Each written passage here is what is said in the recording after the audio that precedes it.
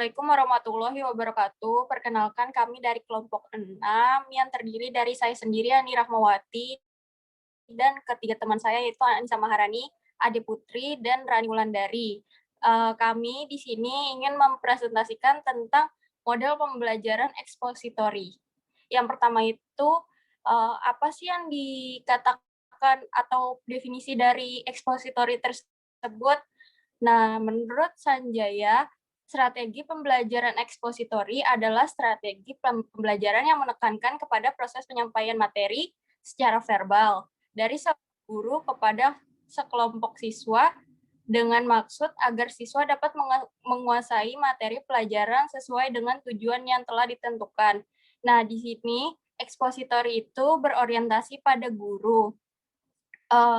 Jadi pusat pembelajaran ekspositori model dari ekspositori sendiri ini adalah berpusat pada guru.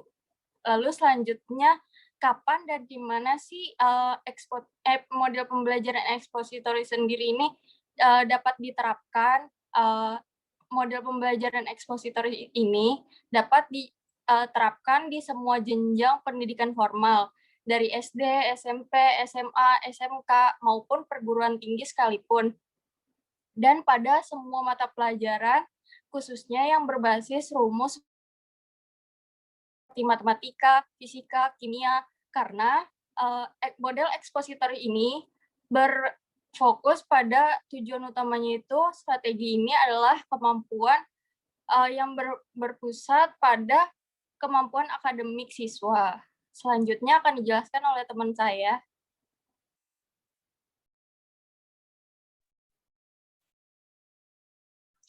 Baik, selanjutnya kita akan membahas tentang why.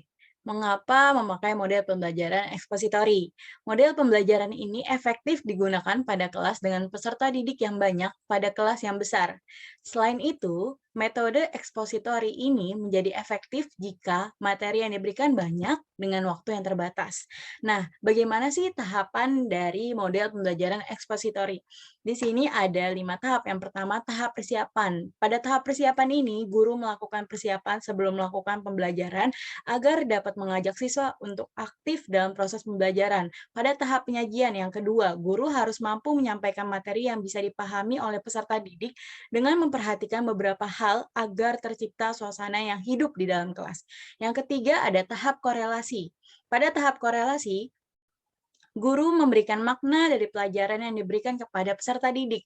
Yang keempat, tahap penyimpulan. Pada tahap penyimpulan ini, siswa dapat menyimpulkan mengenai pelajaran yang diberikan oleh guru. Yang terakhir atau tahap kelima ada tahap pengaplikasian. Pada tahap pengaplikasian ini, langkah untuk kemampuan siswa setelah mereka menyimak pengetahuan dari guru, pada tahap ini sangat penting. Karena melalui langkah ini, guru dapat mengumpulkan informasi bagaimana siswa memahami materi dari pelajaran tersebut.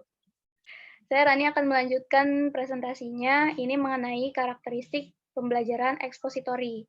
Jadi untuk karakteristik yang pertama, ini pembelajaran dilakukan dengan guru yang menyampaikan materi secara verbal. Artinya, pada pembelajaran ini, guru yang dominan dalam menyampaikan materi. Secara apa? Secara verbal, melalui lisan, ataupun dengan ceramahnya gitu ya. Karena memang guru ini sebagai pusatnya. Kemudian yang kedua itu tentang materi. Itu karakteristik yang kedua ini materi yang disampaikan sudah jadi. Artinya untuk materi yang akan disampaikan itu sudah siap. Itu sudah jadi, misalnya ada datanya, terus konsepnya jelas, dan materi yang harus dihafal gitu, sehingga siswa ini sudah siap untuk menerima dan nggak mencari lagi yang lain gitu. Jadi udah ada konsepnya, udah ada pelajarannya, ya tinggal dihafal dan dikembangkan lagi oleh siswa. Kemudian yang ketiga, ini mengenai tujuan. Tujuan pembelajarannya adalah penguasaan pada materi pelajaran. Meskipun pada kondisinya guru ini memiliki peran yang dominan, nggak menutup kemungkinan bahwa siswa ini harus dapat sesuatu yang ilmu yang didapat dari pembelajaran ini. Gitu. Artinya ada tujuan yang jelas, gitu, yang struktur dan yang detail gitu. Maka dari ini gurulah yang harus bisa mengkomunikasikannya dengan baik, memanage dengan baik, sehingga tujuan utama dari setiap pembelajarannya itu bisa tercapai. Kemudian berikutnya ini guru sebagai pusat pembelajaran dan memegang peranan yang dominan. Nah ini ya, seperti yang tadi sudah dijelaskan bahwa model ini sangat cocok ketika digunakan dalam kelas yang besar dan materi yang banyak, sehingga di sini guru bisa menyampaikan sesuai dengan struktur yang telah ditentukan gitu. Guru memegang peranan penting, jadi segala sesuatu yang diajarkan itu, ya guru harus punya kompetensi dalam menyampaikannya, dalam memanage siswanya supaya bisa mendapatkan hasil pembelajaran yang sesuai dengan tujuan. Dan berikutnya, siswa mendengarkan materi yang disampaikan oleh guru. Nah, karena ini adalah suatu yang verbal ya, di mana nanti ada prinsip komunikasi, maka terjadi antara guru dan siswa gitu. Siswa sebagai pendengar, audiens, dan guru yang menyampaikan ilmunya. Kemudian berikutnya ada prinsip. Nah, untuk prinsip yang pertama, ini berorientasi pada tujuan. Nah, seperti tadi yang sudah dijelaskan, jadi meskipun pembelajarannya hanya ceramah gitu, apakah nantinya siswa akan berkembang dengan adanya metode pembelajaran ini? Ya, ini balik lagi ke guru. Jadi guru ini harus memiliki struktur pembelajaran yang jelas, kemudian tujuan yang jelas, sehingga ketika menyampaikan pun berorientasinya pada tujuan. Tujuan apa? Tujuan yang sudah dicanangkan pada strategi pembelajaran. Dan harapannya dari penyampaian yang guru berikan ini ya bisa mencapai tujuan tersebut. Maka di sini guru dituntut untuk memiliki kompetensi yang lebih dalam mengkomunikasikan materi secara jelas kepada siswa. Dan yang kedua, ini lanjut ke yang kedua, ini berkaitan sama yang pertama juga terkait komunikasi. Jadi prinsip komunikasi kita tahu ya bahwa adanya komunikasi adalah terjadinya interaksi dua arah, di mana di situ ada sumber pemberi pesan dan penerima pesan. Gitu. Maka di sini seorang guru sebagai sumbernya dan siswa sebagai audiensnya, sebagai sekelompok orang yang menerima pesan. Dan ketika komunikasi itu berhasil, maka pesan itu bisa tersampaikan pada siswa, ada feedback dari siswa. Gitu. Jadi di sini sangat detail gitu ya untuk prinsip komunikasinya. Yang mana guru memegang peranan sangat penting. Kemudian yang berikutnya ini ada kesiapan. Nah, jelas ya, dalam melakukan pembelajaran ekspositori ini, guru menjadi dominan nih di kelas. Maka guru juga harus membuat suasana kelas itu siap, membuat siswanya itu siap dalam belajar dengan cara seperti apa, dengan cara menstimulus siswa gitu, untuk bisa siap dalam menerima informasi yang akan diberikan. Kemudian berkelanjutan. Prinsip berkelanjutan ini yaitu tadi karena tujuan, karena orientasinya pada tujuan, maka harus ada feedback gitu, feedback yang berkelanjutan. Dari prinsip komunikasi tadi, itu kan kalau berhasil, maka akan ada feedback dari siswa. Nah, berkelanjutan ini harapannya dari komunikasi tadi, itu dapat menimbulkan atensi siswa untuk memperhatikan materi seterusnya.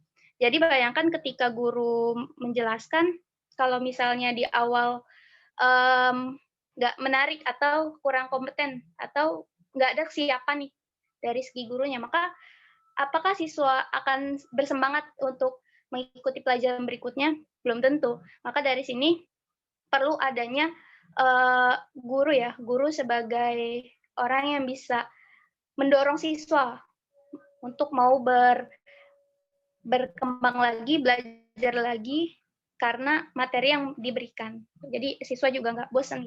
Pokoknya kompetensi di sini sangat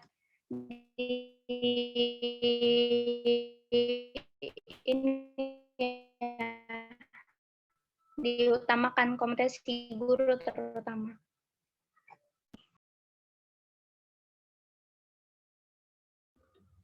Selanjutnya, saya ada ingin menjelaskan tentang who, siapa. Nah, di sini dalam metode pembelajaran ini, guru sebagai pusat dari pembelajaran. Seperti yang sudah dijelaskan sebelumnya, bahwa dalam pembelajaran ini, guru merupakan pusat dari pembelajaran. Kemudian ada keunggulan dan kelemahan dari metode pembelajaran ekspositori. Yang pertama, keunggulannya adalah guru dapat mengontrol urutan dan keluasan materi pembelajaran. Kedua, sangat efektif jika materi cukup luas sementara waktu terbatas, dikarenakan ini berpusat guru dan guru yang menyampaikan materi, jadi kemungkinan guru sudah merangkum materi yang luas itu menjadi lebih singkat. Kemudian yang ketiga, siswa bisa melihat atau mengobservasi materi dari guru. Yang keempat, cocok digunakan untuk jumlah siswa dan kelas yang besar. Kenapa dikatakan cocok? Karena balik lagi guru sebagai pusat, jadi guru di sini lebih bisa mengontrol kelasnya. Kemudian ada kelemahan, yang pertama itu hanya mungkin dilakukan terhadap siswa dengan kemampuan mendengar dan menyimak. Dapat diketahui banyak kepribadian siswa dalam belajar tuh berbeda-beda ya, ada yang dari visual atau yang dari gerakan. Nah, kelemahan dari metode pembelajaran ini kurang efektif untuk siswa yang memiliki metode pembelajaran secara visual atau motorik.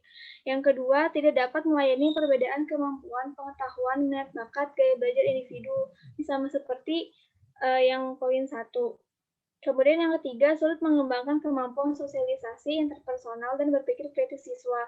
Karena di sini guru sudah menjelaskan semua materi, jadi siswa lebih sering lebih sering disuapin dan dikasih materi oleh guru. Kemudian yang keempat, keberhasilan bergantung pada kemampuan guru dalam menyampaikan materi. Seperti yang kita ketahui, dalam metode pembelajaran kali ini, guru merupakan pusat dan semua materi itu kebanyakan berasal dari guru. Nah, jadinya kemampuan guru ini sangat mempengaruhi bagi keberhasilan siswa dalam menyerap materi.